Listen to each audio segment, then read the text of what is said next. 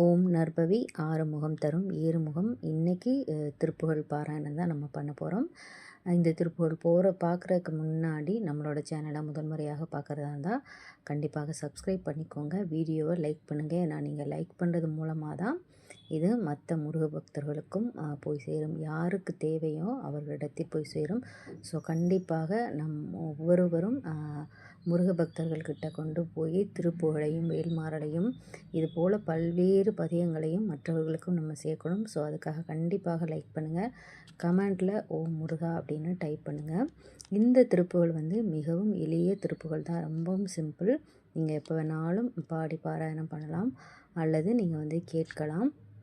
காலனிடத்து அணுகாதே காசியினிற் பிறவாதே, காலனிடத்து அணுகாதே காசியினிற் பிறவாதே, சீல அகத்திய ஞான தேனமுதை தருவாயே, சீல அகத்திய ஞான தேனமுதை தருவாயே, மாலையனுக்கு அறியானே மாதவரை பிரியானே, மாலையனுக்கு அறியானே மாதவரை பிரியானே, நாடுமறை பொருளானே நாககிரி பெருமாளே, நாலுமறை பொருளானே நாககிரி பெருமாளே. இதனுடைய விளக்கம் என்ன அப்படின்னா, யமனுடைய ஊரை நெருங்காத வகைக்கும் இந்த பூமியில் மீண்டும் பிறவாத வகைக்கும், யமனுடைய ஊரை நான் நெருங்காத வகைக்கும் மீண்டும் பிறவாமல் நான் இருக்கிறதுக்கும் நற்குணம் வாய்ந்த அகத்திய முனிவருக்கு நீ அருளிய ஞான உபதேசம் என்ற தேன் போன்று இனிக்கும் நல் அமிர்தத்தை எனக்கும் தந்தருள்க.